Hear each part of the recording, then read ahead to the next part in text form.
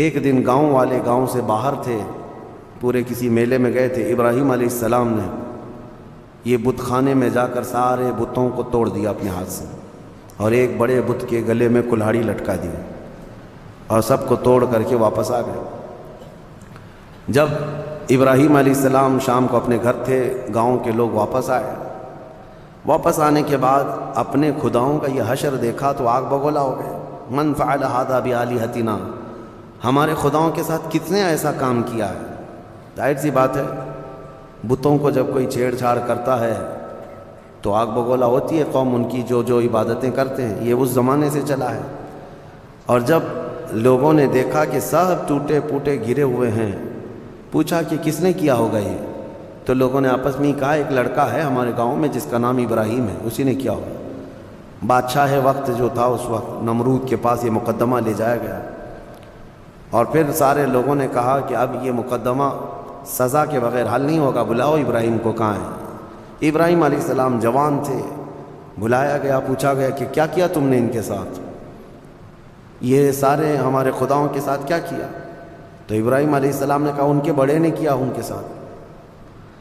پوچھا تم اکیلے گاؤں میں تھے، کس نے کیا یہ؟ تو ابراہیم علیہ السلام نے کہا ان کے بڑے نے کیا، کیونکہ ایک بڑا بت ویسے ہی چھوڑ دیا تھا انہوں نے، اس کے گلے میں کلہاڑی ڈال کر، اور باقی سب چھوٹوں کو سلا دیا تھا۔ تو بڑا جو کھڑا تھا، ابراہیم علیہ السلام نے کہا ان کے بڑے نے کیا ان کے ساتھ، جبکہ وہ مراد لے رہے تھے ان کا بڑا تو میں ہی ہوں، ان کے دل میں یہی تھا کہ ان کا بڑا میں ہی ہوں۔ تو پھر اس کے بعد ابراہیم علیہ السلام نے ان سے کہا تم مجھ سے کیوں پوچھتے ہو، ایک تو ابھی بھی کھڑا ہے نا، اسی سے پوچھ لو، باقی تمہارے چیلوں کو کس نے گرایا، کس نے مار گرایا ہے، ایک تو ابھی بھی کھڑا ہے۔ تو اور آگ بگولا ہوئے، استہزاء مذاق سن کر کے، اور کہنے لگے کیا ہم ان سے بات کریں گے، وہ بات نہیں کر سکتے ہیں۔ تو ابراہیم علیہ السلام نے کہا اف لکم ولما تعبدون من دون اللہ افلا تعقلون، تف ہے تم پر، افسوس ہے تم پر، اللہ کے سوا دوسرے کی عبادت کرتے ہو، کیا عقل نہیں رکھتے؟ ایسے کی عبادت کرتے ہو جو نہ تمہیں نفع دے سکتا ہے نہ نقصان دے سکتا ہے۔ یہ ابراہیم علیہ السلام نے ان کو کہا، تو وہ اتنے آگ بگولا ہوئے، اتنے غصے میں آئے کہ سبوں نے کہا حرقوہ، ابراہیم کو آگ میں جلاؤ، ایسے نہ چھوڑو، آگ میں جلاؤ۔ وانصروا آلہتکم ان کنتم فاعلین، پھر اپنے اپنے خداؤں کی مدد کرو۔ سارے لوگ اعلان کرنے لگے دیکھو ہمارے خداؤں کے ساتھ اس نے ایسا کیا۔ حیرت کی بات ہے کہ خداؤں کو توڑ مارا ہے انہوں نے، اور ان کے بندے سزا دے رہے ہیں، اور خدا کچھ نہیں کر رہا ہے ان کا، جس کو مارا وہ کچھ نہیں کر رہا ہے، اور جو پوجا کرنے والے وہی سزا دینا چاہتے ہیں۔ میرے عزیزو، یہاں رک کر کے ایک بات عرض کرنا چاہتا ہوں۔ ابراہیم علیہ السلام کی آل میں، جیسے کہ اس سے قبل کی تفسیر میں بھی میں بتایا، تاریخ یاد کرو، ایک کرنٹ سچویشن میں آپ کو بتاؤں، دوگلی پالیسی۔ ابراہیم علیہ السلام کے ایک بیٹے اسحاق علیہ السلام ہیں، ان سے پوری بنی اسرائیل ہے، جو آج یہودی بھی ہیں، یہ اپنے آپ کو بنی اسرائیل کہتے ہیں۔ اور دوسرا پورا عرب، میرے آقا صلی اللہ علیہ وسلم اور پورا عرب، یہ بنی اسماعیل ہے۔ یہ کیا ہے؟ دو باتیں یاد رکھیں، کیونکہ ابھی ایک نیا شوشہ چھوڑا جا رہا ہے، ایک نئی بات آئی ہے، وہ میں آپ کے سامنے رکھ رہا ہوں، ایک بنی اسرائیل اور ایک بنی اسماعیل۔ ابھی جو ہے انہوں نے ایک نیا وہ شروع کیا ہے امریکہ میں، سعودیوں کو، اماراتیوں کو، بحرینیوں کو لبھانے کے لیے، کہ ہم لوگ جو ہے نا کزن ہیں، ہم لوگ جو ہیں کزنز ہیں، یعنی ابراہیم علیہ السلام کے بیٹے کی اولاد، ایک اسحاق علیہ السلام کے اور یہ اسماعیل علیہ السلام کے، اور دونوں ریلیجین کو، یعنی اسلام کو اور جیوز جتنے ہیں اور عیسائی ہیں، یہ سب آپس میں یہ کہہ رہے ہیں کہ بھائی بھائیوں کا دین ہے، سب کا دین ایک ہی ہے، اوپر جا کر کے۔ تو یہ شوشہ چھوڑ، اور یہ میں آپ کو ایسی بات نہیں کر رہا ہوں، اب اس پر بڑے بڑے سیمینار اور کانفرنسیں ہو رہی ہیں، سعودی بھی اس بات پر اب متفق ہونے جا رہے ہیں کہ ہم سب دین ابراہیمی پر جمع ہو جاتے ہیں، جتنے ابراہیم علیہ السلام کے دین پر تھے سب جمع ہو جائیں گے، اس میں یہودی بھی آ گئے، عیسائی بھی آ گئے، مسلمان بھی آ گئے۔ لیکن حقیقی بات یہ ہے کہ دین ابراہیمی پر اگر کوئی آج قائم ہے تو وہ صرف امت محمدیہ، مصطفیٰ کریم صلی اللہ علیہ وسلم کی یہ امت مسلمان قائم ہے، کیونکہ ابراہیم علیہ السلام کے متعلق قرآن میں جگہ جگہ اللہ نے فرمایا کہ ان ابراہیم کان امۃ قانتا للہ حنیفا، وہ دین حنیف کہتے ہیں سیدھے دین پر قائم تھے، سیدھے راستے پر، شرک میں مبتلا نہیں تھے ابراہیم علیہ السلام۔ دو خداؤں کا ذکر، ابراہیم علیہ السلام کا جو دین تھا وہ یہی دین ہے جس پر آج ہم عمل پیرا ہیں۔ اب یہ جو کزنز کا مطلب آیا ہے، یہ اس بات کے لیے بھی آیا ہے کہ بیت المقدس کے لیے کیوں لڑ رہے ہو؟ یہودیوں کے ہاتھ میں ہے نا، عربوں کو چپ بٹھانے کے لیے، کہ تمہارے ہاتھ میں مکہ ہے، مدینہ ہے، تمہارے کزنز کے ہاتھ میں بیت المقدس ہے۔ تو چچا بھتیجے یعنی چچیرے بھائیوں کے درمیان اگر کوئی چیز رہ جائے تو کیا فرق پڑتا ہے؟ انہوں نے اس طرح سے اس کو ڈائیورٹ کر دیا ہے، چچیرے بھائیوں کی لڑائیاں ہیں۔ خیر، یہ ایک مسئلہ اپنی جگہ پر۔ اب میں آتا ہوں ہمارے یہاں کے اندھ بھکتوں کے لیے، جو یہودیوں کی چاٹتے ہیں اور ان کو اپنا آقا و ماوا تسلیم کرتے ہیں، اسرائیل کے گلے سے گلے لگتے ہیں، ہمارے صاحب بھی جا کر کے گلے لگتے ہیں۔ آپ کو پتہ اسرائیل کے پرائم منسٹر سے بڑی گہری دوستی ہے، لیکن ان کو پتہ نہیں اسرائیل کے سارے لوگ بتوں کو توڑتے ہیں، بتوں کی پوجا نہیں کرتے۔ وہ یہودی ہے نا، تو یہ ان سے پوچھیں کہ تمہارے باپ داداؤں میں سے یا خاص طور پر ابراہیم علیہ السلام نے تو بتوں کو توڑ مارا تھا، تو یہ وہاں پر نہیں سوال کریں گے، کیونکہ یہودی ہیں، پاور ان کے پاس ہے، تو گلے لگ جاؤ۔ جہاں جہاں پاور دکھے گا وہاں پر گلے لگ جاؤ، اور جہاں غریب ہیں وہاں گائے کا پیشاب یاد آئے گا، وہی پورے جنگ کا ذریعہ بن جاتا ہے۔ ہاں، بیسک وجہ یہاں پر بن جاتی ہے۔ بہرحال یہ دغلی پالیسی ہے۔ ان لوگوں سے تمہاری دوستی کیسے ہو سکتی ہے؟ میں ان لوگوں سے کہتا ہوں، آئیڈل ورشپرز جتنے بھی ہیں، ان کی دوستی ان سے کیسے ہو جاتی ہے؟ جو یہودی ہیں یا عیسائی ہیں، وہ بالکل بتوں کی پوجا نہیں کرتے اور وہ بتوں کو توڑتے ہیں، اور ان کی کتابوں میں موجود ہے، یہودیوں کی کتابوں میں بھی، کہ بتوں کو جہاں پاؤ وہ توڑ دیا گیا ہے۔ حضرت ابراہیم علیہ السلام کا یہ واقعہ موجود ہے۔ تو پھر ان کی دوستی کیسے ہے؟ مجھے حیرت ہوتی ہے، کسی نے ابھی پھر سے وہ پاکھنڈی گستاخ رسول کی بک سن کر کے مجھ سے کہا کہ وہ پھر کہہ رہا ہے کہ ان کو فتح کرنا ہے، ساری دنیا میں ان کا دھرم قائم کرنا ہے، صرف اور صرف جو ہے بابری مسجد پر کافی نہیں ہے، وہ کہہ رہا ہے مکیشور بھی حاصل کرنا ہے۔ مکیشور، مکہ مکرمہ اور خانہ کعبہ کو کہہ رہے ہیں کہ وہ ایک بہت بڑے دیوتا کا مندر تھا، وہاں پر پتہ نہیں تھا، اور گنگا جل جو ہے وہ وہاں پر بھی زمزم کے روپ میں بہہ رہی ہے۔ کہاں سے کہاں توڑ مروڑ کر کے کس کی گردن کس کو بٹھاتے ہو؟ عادت سی ہے، کبھی ہاتھی کو توڑ کر کسی پہ بٹھا دو، عادت سی ہے۔ ارے کہاں زمزم اور کہاں تم کی اصاف اور نائلہ دو بت تھے مکہ میں۔ یہ صفا اور مروہ جو پہاڑیاں ہیں نا، اس پہ کیا تھا؟ صفا پہ ایک بت تھا، مروہ پہ ایک بت تھا، اصاف اور نائلہ۔ یہ دو کون تھے پتہ ہے؟ تاریخ میں یہ بتایا گیا، یہ دونوں دو عاشق تھے قبیلہ بنو جرہم کے، اور ایسے کہ یہ چھپ چھپ کر کے اپنے خاندانوں سے گناہ بھی کرتے تھے، زنا بھی کرتے تھے، اور ان کے خاندان والوں نے جب دونوں پر پابندی لگا دی تو ایک بار یہ حج کے قافلے میں آئے اور خانہ کعبہ کے پاس بھی انہوں نے بدکاری کی کوشش کی۔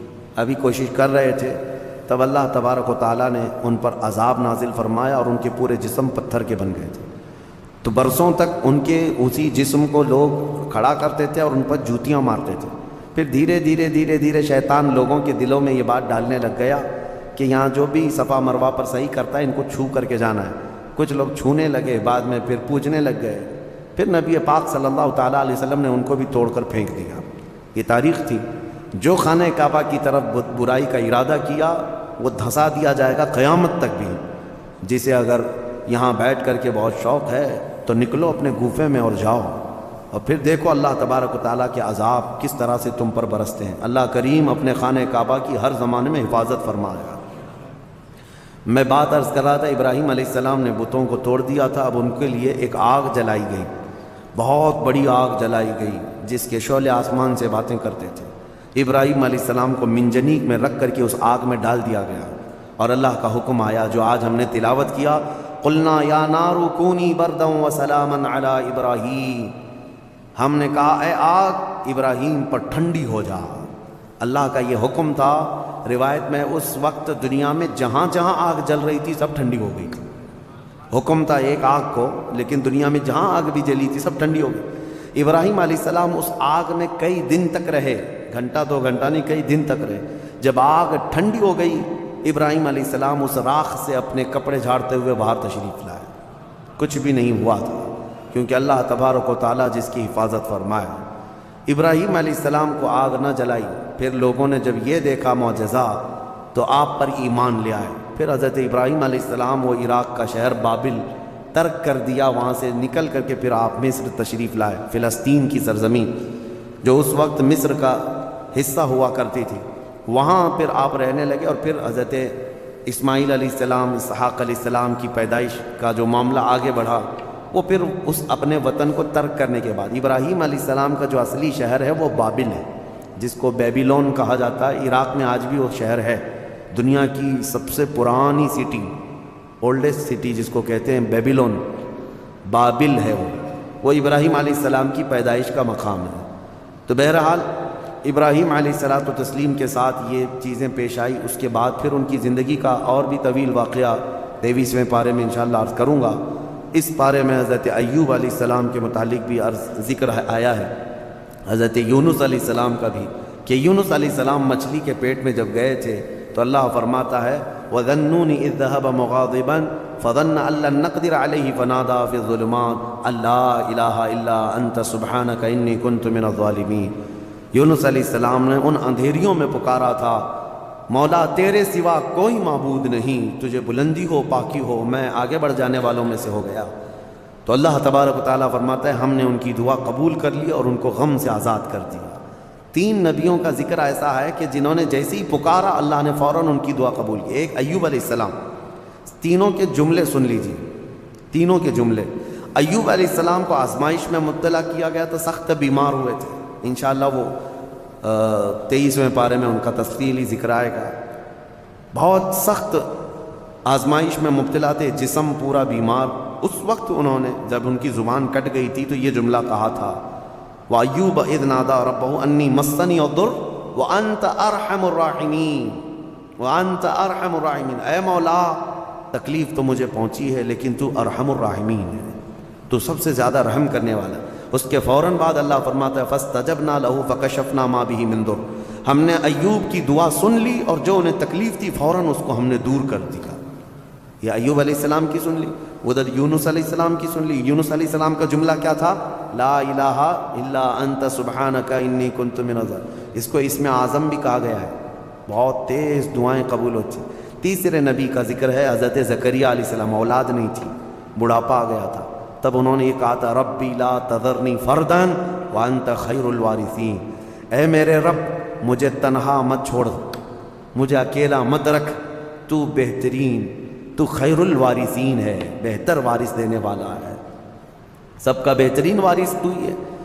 تو یہ دعا حضرت زکریا علیہ السلام کی اللہ کو پسند آئی، اے اللہ مجھے اکیلا مت چھوڑ، تو خیر الوارثین ہے۔ اللہ فرماتا ہے فاستجبنا له ووهبنا له یحییٰ، ہم نے زکریا کی دعا سن لی اور فوراً ان کو یحییٰ علیہ السلام کی شکل میں بیٹا عطا کیا۔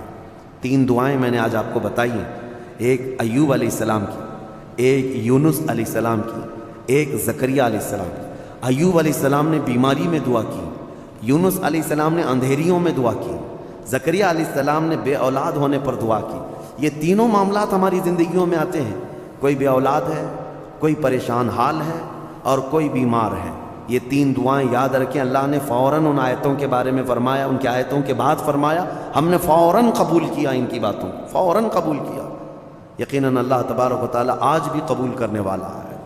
اور ایک آیت اللہ تعالیٰ نے اس بارے میں ارشاد فرمائی، مولا کریم فرماتا ہے کہ یہ سب نبیوں کے ذکر کے بعد یہ سورہ جہاں ختم ہونے کو آیا، آخر میں جہاں سورہ ختم ہونے کو آیا، اخیر سورہ میں رب تبارک و تعالیٰ آخری نبی کے بارے میں فرماتا ہے وما ارسلناک الا رحمۃ للعالمین، محبوب ہم نے آپ کو سارے جہانوں کی رحمت بنا کر بھیجا ہے، رحمت بنا کر بھیجا ہے۔ رحمت کا مطلب کیا ہے؟ رحمت جس کے ذریعے سے خوشیاں ملے، جس کے ذریعے سے مشکلات حل ہوں، جس کے ذریعے سے اللہ تعالیٰ تمہاری مصیبتوں کو دور کرے، وہ رحمت ہے۔ ماں بیٹے کے لیے رحمت ہے، باپ بیٹے کے لیے رحمت ہے، یہ سب رحمتیں ہیں۔ اور اللہ تعالیٰ کی سب سے بڑی رحمت اس دنیا میں کوئی ہے تو وہ محمد الرسول اللہ کی ذات صلی اللہ علیہ وسلم، وہ سب کے لیے رحمت ہے، وہ سب کے لیے رحمت ہے۔ حتیٰ کہ آپ کو میں بتاؤں، زمین و آسمان اس بارے میں لڑائیاں کرتے ہیں، زمین اور آسمان۔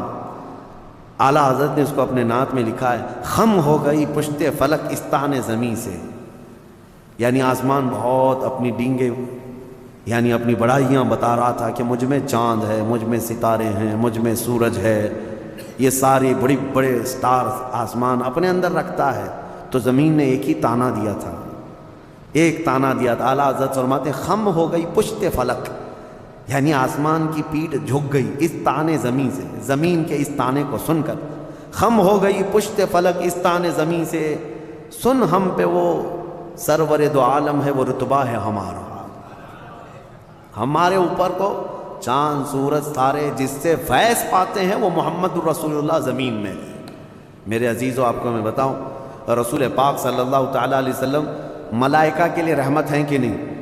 میں آپ سے کچھ سوالات کر رہا ہوں، اور اللہ کے کئی عالم ہیں، عالم یعنی کئی دنیا ہیں، کئی جہاں ہیں، ہاں وہ ہر عالم کے لیے ہیں رحمت ہیں، وہ ملائکہ کے لیے رحمت ہیں، جنات کے لیے رحمت ہیں، نباتات کے لیے رحمت ہیں، جتنے اللہ تعالیٰ کی مخلوقات ہیں سب کے لیے کیا ہے میرے مصطفیٰ؟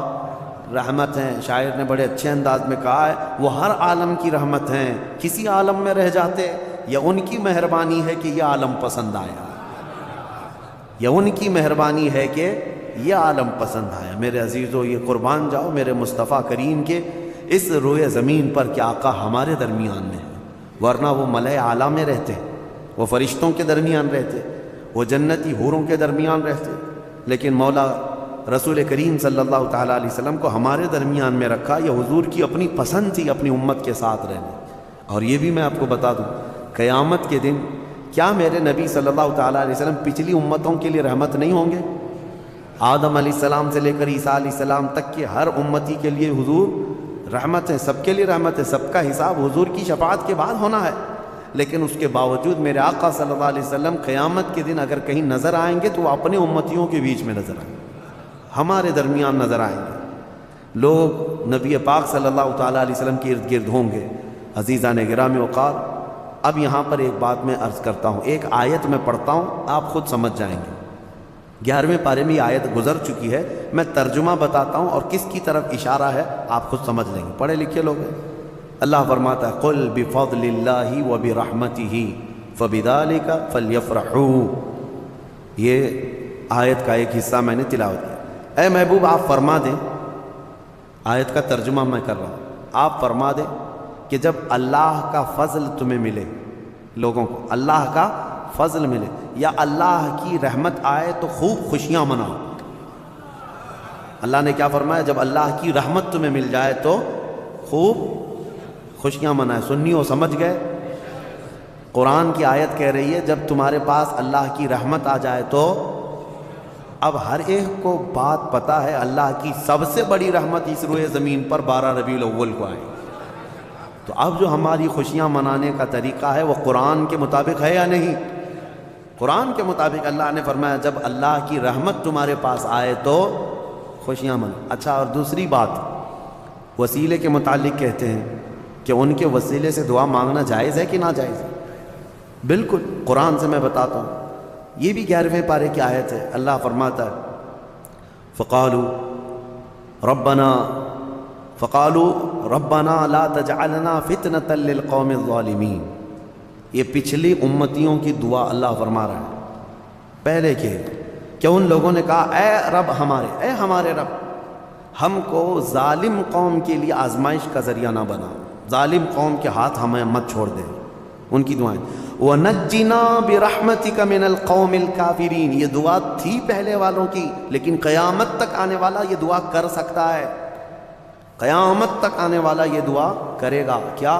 وَنَجِّنَا بِرَحْمَتِكَ مِنَ الْقَوْمِ الْكَافِرِينَ، اے ہمارے رب اپنے رحمت کے وسیلے سے، اپنی رحمت کے وسیلے سے ہم کو کافروں سے نجات دے دے، اپنی رحمت کے وسیلے۔ اور رحمت کون ہے؟ قرآن میں لفظ آیا ہے وَنَجِّنَا بِرَحْمَتِكَ، تیری رحمت کے صدقے، تیری رحمت کے وسیلے سے ہمیں کافروں سے نجات دے دے۔ قرآن میں خود اللہ نے سکھایا اور خود فرماتا ہے وما ارسلناک الا رحمت للعالمین، محبوب آپ تو پوری دنیا بلکہ سارے جہانوں کے لیے رحمت ہے۔ تو رحمت کا وسیلہ لے کر دعا کرنا قرآن کا حکم ہے۔ بہرحال نبی پاک صلی اللہ تعالیٰ علیہ وسلم رحمت للعالمین ہیں، جو نہ سمجھ سکے وہ اس کی خام خیالی ہے، بد نصیبی ہے، لیکن الحمدللہ میرے مصطفیٰ اس روئے زمین کے لیے بھی رحمت ہیں اور قیامت کے دن کے لیے بھی ہمارے لیے رحمت۔